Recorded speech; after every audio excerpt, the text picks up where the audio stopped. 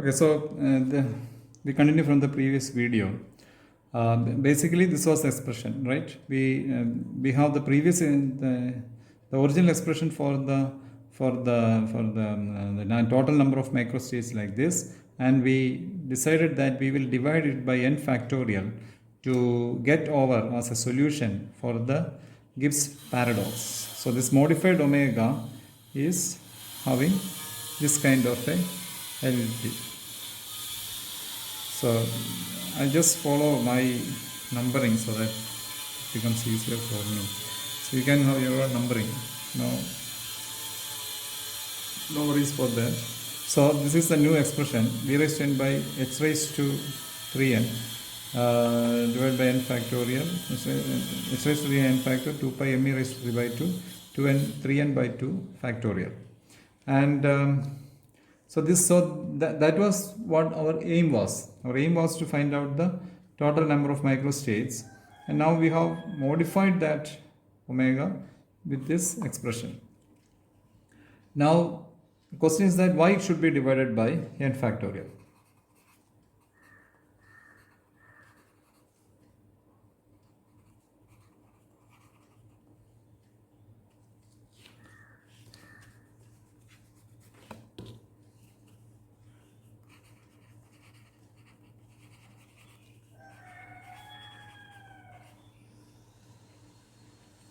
Or how can you justify that it being divided by n factorial? Now, one of the cases, we will definitely cross check if this is being obeyed or not in a short while. You can cross check it yourself by, for example, the easiest way is to multiply it by x and see. Right, the first way of confirming it, the quick check. You can always do the quick checking or the entropy of mixing as you prefer if this expression is being. But now we should have a logic for dividing by n factorial, right? So what was the logic behind trying if dividing by n factorial could be correct? So there is a way in which we conceive the system. We first of all told that the system, the ideal gas is made of particles which are identical and they are distinguishable, right? So this was the two central assumptions, and they are made of ideal gas particles, which means all the other paraphernalia will come along with that. So they are identical and they are distinguishable, which means that if I have something like this, A, B, C, and if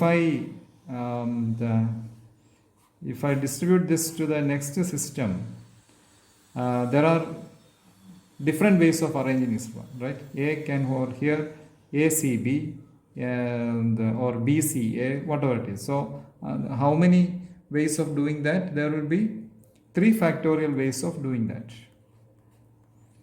There will be 3 factorial ways of arranging this ABC into this one, right? But instead, imagine this situation where I have this box and then there is only one kind of particles, A. There is no ABC, there is only A. So how many different ways of arranging this box into here? There is only one way of arranging it. Whatever you do, A, whatever it is. So there's only one way of dividing it. So here there were n factorial. If there are n particles, there will be n factorial ways of arranging it. Whereas here, if all the particles are of same type, then there's only one way of arranging it. So what is the problem here? We are basically facing a problem with our concept that it is distinguishable. If we consider that the particles are indistinguishable,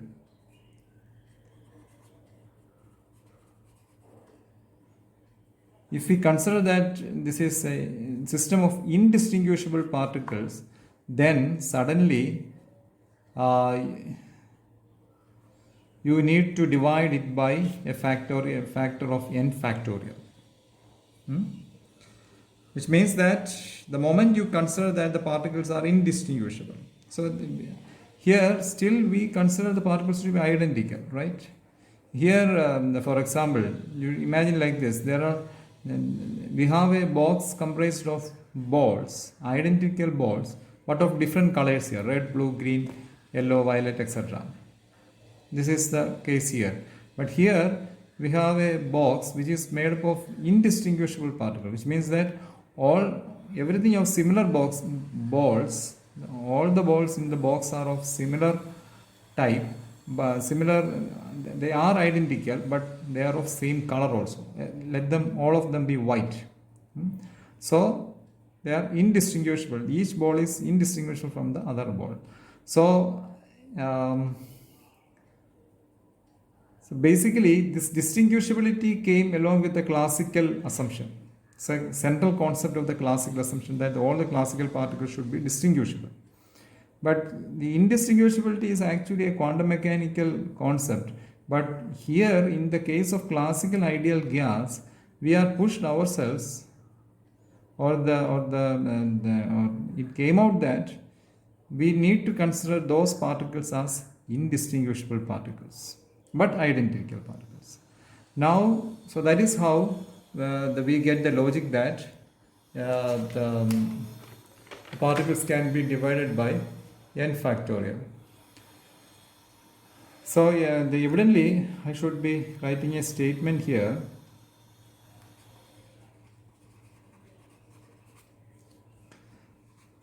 The Gibbs paradox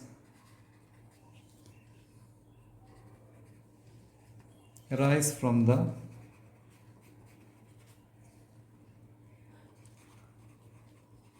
classical assumption that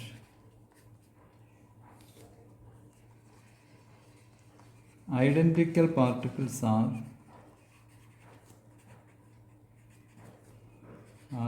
distinguishable. Right? Identical particles are distinguishable. This is a central concept of the classical thinking, which created finally the Gibbs paradox.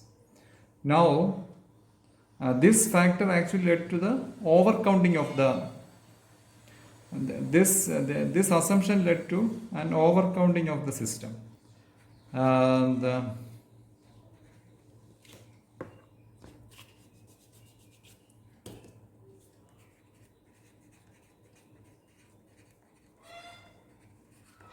By n factorial. So that is why we are modifying this into equation 41, where we have divided it by n factorial. Now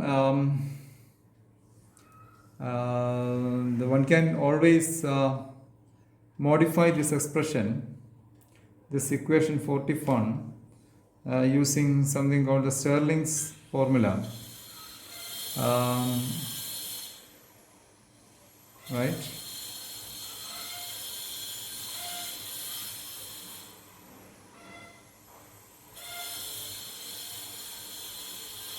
When we write down the expression for the entropy.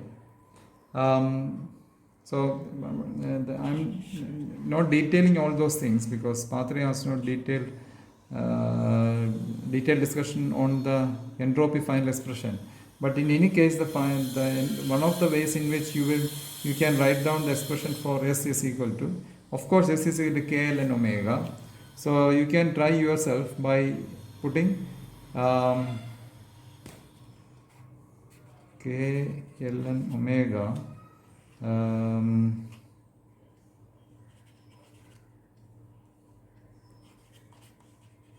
and substitute omega from equation 41.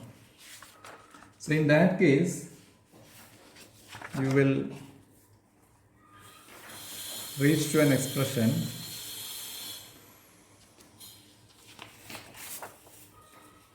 I'm writing down the final expression. S is equal to Nk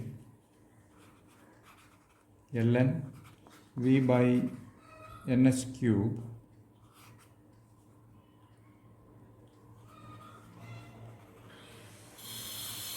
4 pi me by 3n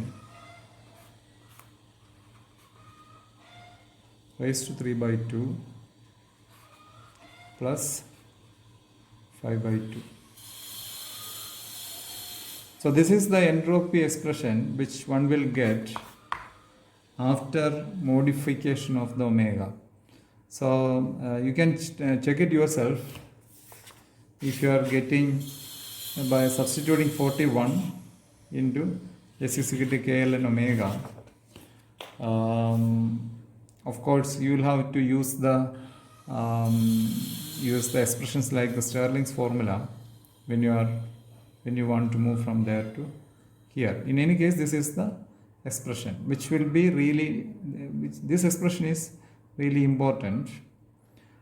Before concluding on this entropy expression, you should be cross-checking yourself if our first checking of the extensive criterion for the entropy is being satisfied or not, what, right? Of the entropy, that is extensive properties being. So we have the V, xv, E will be xc, and N will be xn. So that is the extensive criterions. So we can write this now as S dash is equal to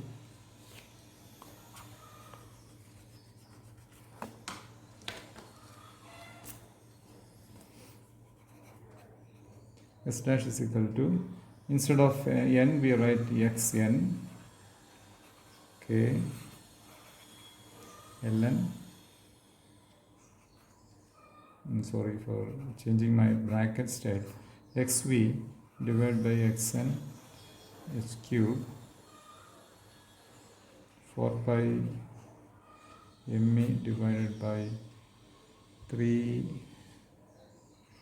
xn. Sorry, there is a x over here also, right? Raised to 3 by 2 plus 5 by 2 plus 5 by 2, which can be written as x nk. X cancels over here. X ln v by ms cube, right? X and x cancel over here. Here also we have the x here. So which gets cancelled. So we can write 4 pi me by 3n raised to 3 by 2 plus 5 by 2. Right? So these two expressions are same. It means s dash is equal to x into this expression. So therefore we have proved that this is what we needed. Earlier that was not the case. It was not really equal to x's. Instead there was a positive quantity. It was excess from s dash is equal to x into s. So therefore now entropy turned out to be an extensive property, right?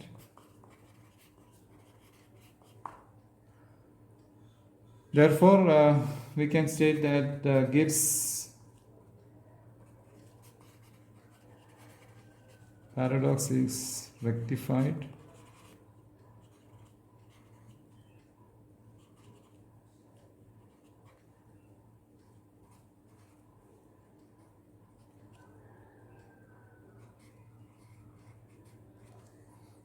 so the Gibbs paradox is rectified, and therefore we can finalize on this expression. So this expression is very important, and as I told you, one can always compute all other values, all other thermodynamic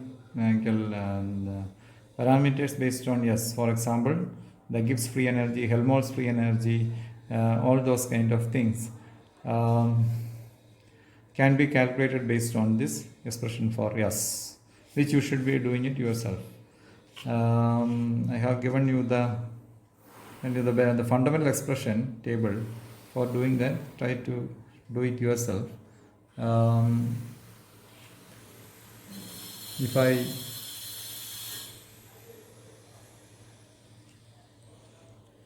I put instead of E, if I put 3 by 2 nkt, substitute E by E is equal to 3 by 2 nkt in this expression 42, which I call. So I can always get S is equal to nk ln v by n plus 3 by 2 nk ln 2 pi m kt divided by s square plus 5 by 2 nk. This is another way of writing the expression. Provided you substitute E is equal to 3 by 2 nk2 in the expression 42, one will end up in this kind of an expression. And this expression where we have substituted E is equal to 3 by 2 nkt into the expression for entropy is otherwise known as the Secourt-Tetrode equation. Secourt-Tetrode formula.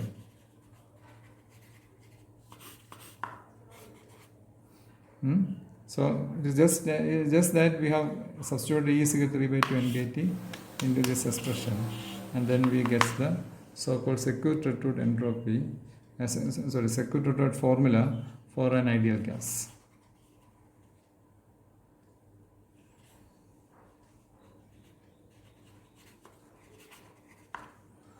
Right. So that is it. So the law, and one time this was the essay. Write down Secourt-Tetrode formula, which many people couldn't answer because they really don't know what is Secourt-Tetrode expression. Although they really know this expression, but they didn't know what is the Secourt-Tetrode. So this is so just substitute E is equal to 3 by 2 nkt into this expression, and then you will get the so-called Secourt-Tetrode formula for an ideal gas. Okay, that is it. So we are now in a position where we can move into the next module of the syllabus. So keep reading through the your textbook, which is the Patria. So you need to fill up your notes with the stuffs which are given in the Patria also.